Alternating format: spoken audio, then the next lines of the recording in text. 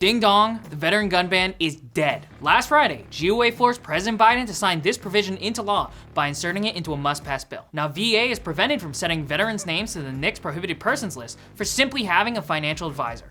This is a major pro-gun victory, especially during the most anti-Second Amendment presidency we've ever had. Today on the Minuteman Moment, I'm going to break down how GOA's lobbyist team fought to have this rule stopped with a leftist-controlled Senate and presidency. I'm Ben Sanderson, and you're watching the Minuteman Moment.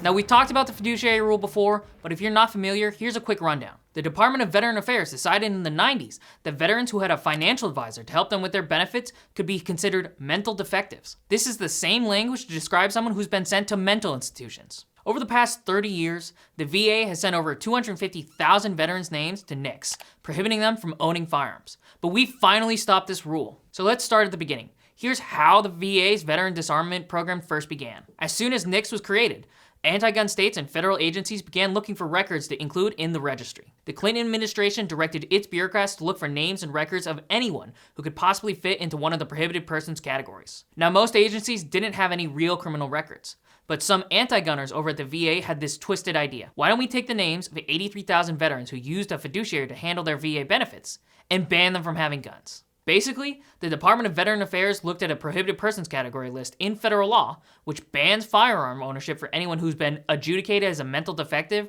or has been committed to a mental institution, and applied it to veterans who had fiduciaries. It almost sounds too crazy to believe that government employees would be fishing around for veterans to disarm. But check out this story from 2015. John Arnold of Priest River, Idaho, was one of these veterans who needed a fiduciary to take care of his benefits after suffering a stroke. And oops, guess that gives VA the right to immediately take his guns away. In September, John Arnold had a stroke, and an assessment through the VA resulted in a determination that Arnold could not manage his affairs, an assessment in direct violation with the Brady Handgun Violence Prevention Act, saying he could not own, buy, or sell any firearms. People let the small stuff go by without fighting it. The other stuff that you don't see gets bigger and bigger and more dangerous. And it amazed me when all these people showed up. It really did.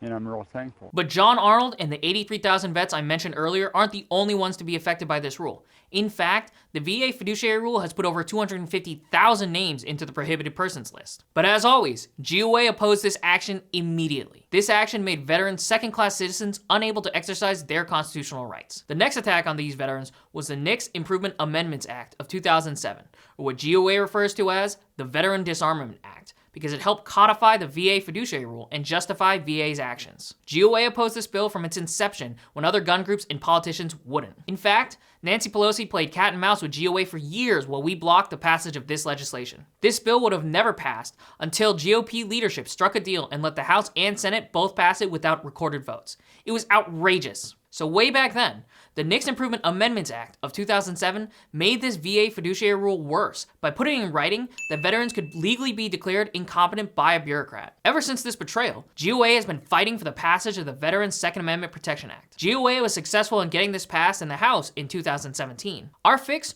wouldn't allow bureaucrats to make decisions about veterans' gun rights, just as Congress had originally intended. This bill unfortunately stalled in the Senate, but GOA never gave up. A few years later, during the entire Trump administration, GOA fought to have the VA change the process from within. Gun Owners of America teamed up with the Independence Fund, a veteran service organization, and made a formal petition to VA to initiate a rule change. The VA could have easily done a quick rule change, just like Biden's ATF always seems to be doing, except this time to restore gun rights. We even got 21 pro-gun congressmen to back our petition for a rulemaking.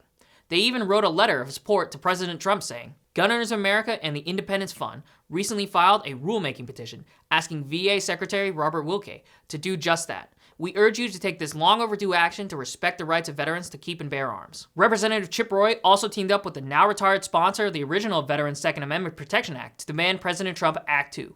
Tragically, it wasn't enough. Okay, so now we've got a history of GOA's action leading up to this victory. Let's get into how we actually won this time. Starting in the 117th Congress, so 2021, we worked with the House Veteran Affairs Committee to plan out what our mission and goals would be.